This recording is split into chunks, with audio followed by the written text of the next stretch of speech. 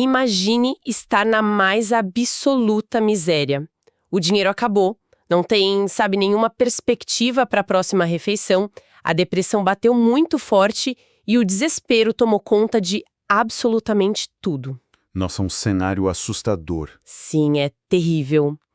E de repente, tipo do nada, uma voz muito nítida dentro da sua própria cabeça dá uma ordem surreal. Ela manda publicar uma obra monumental de $25.000. Uau! 25 mil, isso na época era tipo uma fortuna incalculável, né? Exato. E pior ainda, a mesma voz exige que se vá pedir exatamente $50 emprestados a um cunhado, só para cobrir os custos de viagem até a Filadélfia, que era onde tudo supostamente ia acontecer. Quer dizer, não 50 mil para começar o projeto, mas $50 para uma passagem. Isso. Parece o delírio de uma mente que finalmente quebrou sob a pressão, não parece? Mas foi exatamente esse comando bizarro que redefiniu completamente a vida de Napoleon Hill e plantou, assim, as sementes de tudo que ele viria a ensinar sobre propósito. É um ponto de partida que quebra inteiramente aquela narrativa convencional que a gente costuma ouvir sobre o sucesso. Ah, com certeza. Aquela coisa romântica, né? Sim, nós nos acostumamos com uma ideia super higienizada de realização pessoal. Aquela coisa de fazer afirmações positivas de manhã, de sorrir pro espelho, sabe? Visualizar o sucesso e esperar que o universo resolva tudo num passe de mágica. É, mas a realidade que vamos explorar aqui hoje é infinitamente mais crua. E mais sombria também. Não estamos lidando com a paz de espírito, mas com esgotamento extremo, com humilhação pública e o fracasso absoluto, atuando como o único gatilho capaz de dar uma clareza mental extraordinária. E é essa a missão da nossa imersão de hoje. Nós vamos desvendar os bastidores mentais dessa busca por propósito, entendendo como é possível acessar essa camada mental muito mais profunda, justamente quando tudo ao redor parece desmoronar. E o foco central dessa nossa conversa é uma batalha interna bem brutal que todo mundo trava. Sim, o duelo diário entre a nossa mente lógica e cotidiana e uma força oculta que ele chama de outro eu. Mas para entendermos a mecânica dessa batalha, primeiro a gente precisa mapear quem são os combatentes dentro da nossa cabeça. Tá, e quem tá de um lado da trincheira? De um lado nós temos a razão. A razão é descrita nos relatos como nosso eu epidérmico. Ou seja, aquela camada bem superficial da consciência que a gente usa para operar no dia a dia. A mente que calcula o troco da padaria. Exato. A característica principal da razão é ser super questionadora, infinitamente calculista e, acima de tudo, ela é aterrorizada pela possibilidade do ridículo, pelo fracasso social. Certo, vamos desempacotar isso. Eu gosto de pensar nessa razão como um gerente de relações públicas corporativo, sabe? Um gerente extremamente conservador. Essa analogia é excelente. O trabalho desse gerente é só evitar processos, manter as aparências, garantir que ninguém se ofenda e que aquele salário mínimo garantido caia na conta todo santo mês. Ele abomina riscos. Ele quer segurança a qualquer custo. Isso. Se surge uma ideia ousada, tipo o gerente de relações públicas imediatamente cria um dossiê, cheio de álibis perfeitos e lógicas impecáveis para justificar a desistência. O negócio dele é negociar comodidades. E a biologia evolutiva explica muito bem o comportamento desse gerente. Porque, ao longo da maior parte da nossa história, assumir riscos desproporcionais ou se destacar demais significava quase sempre a morte. Nossa, verdade. O grupo te expulsava e acabou. Exatamente. A nossa mente consciente evoluiu para nos manter vivos, não para nos fazer extraordinários. Então, a razão é projetada por conformismo. Ela avalia os recursos imediatos, calcula o perigo e manda a gente ficar ali, quietinho na caverna. Mas aí entra o oponente na trincheira, o famoso outro eu. Se a razão é o gerente medroso, o outro eu é como um general de 5 estrelas que passou a vida toda no fronte de batalha. Um general que não pede licença. Nenhuma. Ele não bate na porta da sala de reuniões. Ele entra chutando a maçaneta, pega as planilhas de risco do gerente, joga pela janela e começa a berrar ordens inegociáveis. O foco dele não é a sobrevivência confortável, é vencer a guerra. Ele ignora solenemente o risco percebido, O que é fascinante aqui é que esse general tem uma semelhança notável com o conceito do daimon na filosofia clássica. Daimon? Como assim? Para quem talvez não lembre das aulas de filosofia, os gregos antigos, tipo Sócrates, acreditavam que o daimon era uma espécie de voz interior, um espírito guia ou uma genialidade inata da alma humana. Ah, entendi. Uma força que já nasce com a pessoa. Isso. E o detalhe crucial sobre o daimon, assim como o outro eu do Hill, é a forma de comunicação. Enquanto a razão duvida e sugere, o outro eu é cristalino, ele decreta. A frase que define ele é: você agora está seguindo ordens em vez de ficar fazendo perguntas. Uau! Uma ordem militar mesmo. E isso nos leva de volta àquela noite miserável lá na Filadélfia. O contraste entre essas duas forças nunca foi tão óbvio. Ele estava fisicamente esgotado, né? Sim, e financeiramente arruinado, totalmente no escuro. Então, quando ele decidiu que precisava compilar a filosofia do sucesso dele, a razão entrou em pânico total. A lógica gritava que era o cúmulo do ridículo. Um cara que mal tinha dinheiro para um café querer dar lições de sucesso para o mundo. E qualquer pessoa em sã consciência daria ouvidos a essa lógica, né? Aos olhos do mundo material, era um delírio completo. Era insanidade. Como financiar a publicação de 8 volumes, custando $25 mil, sem ter um centavo furado? A razão apresentava os fatos ali na mesa. Mas o general tomou o comando. O outro eu não abriu espaço para debate. E a ordem de pedir aqueles $50 ao cunhado não tinha lógica financeira alguma. Quer dizer, $50 não pagavam a obra de jeito nenhum. Não, mas tinha uma lógica de movimento. Era o passo necessário para quebrar a paralisia e sair do lugar. Tá, eu entendo que esse general tem uma visão estratégica que vai além das nossas planilhas de sobrevivência. Ele enxerga o tabuleiro inteiro, né? Com certeza. Ele vê o quadro geral. Mas isso levanta uma dúvida meio incômoda para mim. Se o outro eu é tão poderoso, tão claro e tem o mapa exato para o nosso propósito, por que a gente passa 99% da vida sem ouvir um único sussurro dele? Por que o gerente de relações públicas domina o microfone o tempo todo? É que a resposta está na nossa profunda aversão ao desconforto. A transição do controle do gerente para o general não acontece, sabe, em águas calmas. Não é um processo pacífico. Nem um pouco. Antes daquele episódio da Filadélfia, os relatos mostram que havia um padrão claro de fuga na vida dele. A missão principal sempre esteve lá, mas a exigência de esforço era muito grande. E o risco de falhar também, imagino? Imenso. Então a mente lógica buscava constantemente atalhos, caminhos mais confortáveis, negocinhos paralelos que pareciam mais fáceis, rotinas mais seguras. E o resultado sistemático dessas fugas era o fracasso. Mas peraí, eu vou fazer o papel de advogada do diabo aqui, porque a ideia de que precisamos ser destruídos para acordar é bem pesada, sabe? Pode soar duro mesmo. Será que é realmente obrigatório perder tudo, passar por uma humilhação profunda e chegar à miséria absoluta para achar a própria voz interior? A pessoa não pode simplesmente ter essa epifania num dia tranquilo, num domingo de manhã passeando no parque? Se conectarmos isso ao cenário geral, a verdade é que a tranquilidade de um domingo no parque é maravilhosa sim, mas ela é o habitat natural da razão. Como assim? É que a rotina, a letargia e até mesmo os pequenos sucessos do dia a dia geram um ruído branco ensurdecedor dentro da nossa cabeça. A mente está o tempo todo ocupada mantendo as coisas como estão. Respondendo e-mail, pagando boleto, gerenciando a imagem nas redes sociais. A gente nunca para de verdade, né? Exato. Quando as coisas estão minimamente bem, o gerente de relações públicas se sente justificado no cargo. A devastação que o Hill relata não é um castigo cósmico. Ela funciona como uma intervenção drástica. Ela imobiliza a razão. Entendi. Porque quando não tem mais saída confortável, o gerente não tem o que fazer. Perfeito.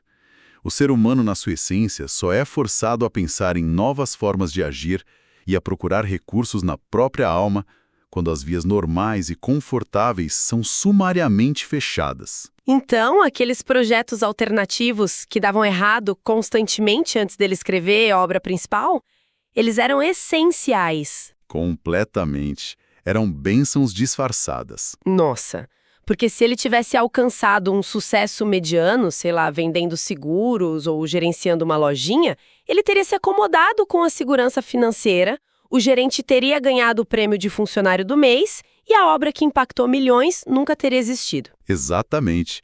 O fracasso sistemático encurralou ele de propósito. Foi uma cura brutal para a teimosia. O fracasso retira os nossos álibis. Porque não tem mais o que defender. Isso. Quando não há mais reputação a zelar, quando o dinheiro acaba e as desculpas lógicas não pagam o aluguel, o ego superficial é forçado a recuar. E tem outra coisa, a questão da autoridade moral. Autoridade para ensinar depois, você diz. Atravessar aquele inferno de depressão e medo não foi só um obstáculo. Foi um treinamento necessário. Seria impossível ele ensinar outras pessoas sobre coragem se ele não tivesse superado o próprio pânico. O propósito foi forjado ali, na bigorna do fracasso. Tá, digamos que o fundo do poço tenha sido alcançado e o ego superficial tomou um nocaute. Mas a depressão profunda costuma gerar paralisia, né? Não iluminação imediata. Sim, na maioria das vezes a pessoa trava. Então, se a mente está a 1000 por hora com a falência, a intuição moderna diria para simplesmente sentar no chão, fechar os olhos e praticar uma meditação, respirar fundo. Como exatamente ele forçou essa chave a virar na prática? Pois é. Porque sentar em silêncio no meio do desespero geralmente só dá mais espaço para o medo gritar ainda mais alto na nossa orelha, sabe? E é por isso que sentar e tentar silenciar a mente de forma passiva durante um ataque de pânico existencial é quase como tentar parar um trem em movimento com as próprias mãos. Não funciona. Então, o que ele fazia? A abordagem relatada era completamente diferente. Tratava-se de criar o que chamamos de condições especiais. Envolvia uma tecnologia de silenciamento primitiva, superfísica e agressiva até. O primeiro passo era a ruptura drástica de cenário. Romper com a vizinhança? Isso. Para calar a mente focada em miudezas, ele precisava sair fisicamente do ambiente. O relato descreve saídas solitárias à noite, subindo até o topo de uma montanha. Um isolamento radical que cortava qualquer laço visual com as preocupações normais. E aqui é onde a coisa fica realmente interessante. Porque não era só sentar na montanha e ficar olhando as estrelas contemplativamente. O que me impressiona é o movimento físico implacável que as fontes relatam. As caminhadas exaustivas. Exato. Andar 7, 8 milhas de uma vez, no escuro, ou aquele momento surreal em que ele simplesmente começou a dar dezenas de voltas ininterruptas ao redor do quarteirão de uma escola no meio da noite. Ele andava de forma obsessiva, forçando o corpo a um limite onde o cérebro não tinha outra escolha a não ser colocar um pé na frente do outro. Isso levanta uma questão importante, porque a ciência moderna tem uma explicação brilhante para isso. Existe um mecanismo neurológico chamado hipofrontalidade transitória. Nome complicado, hein? O que isso faz na prática? Basicamente, transitória é temporária, claro. E hipofrontalidade é a diminuição do fluxo de sangue e da atividade no nosso córtex pré-frontal. O córtex pré-frontal é a região responsável pelo raciocínio lógico, cálculo de risco, ansiedade social. Ah, é literalmente o escritório do nosso gerente de relações públicas. Exatamente.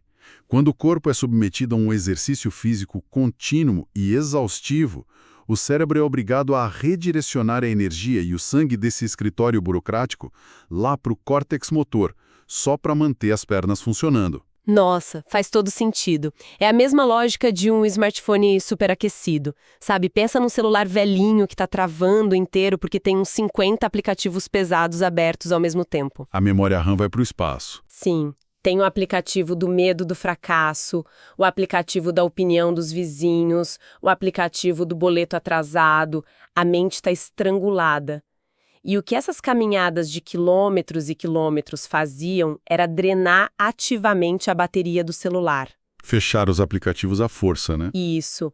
Ao exaurir o corpo, a mente fechava esses aplicativos de ansiedade um por um para economizar energia, até que a tela do medo finalmente apagasse por falta de bateria. É uma analogia perfeita.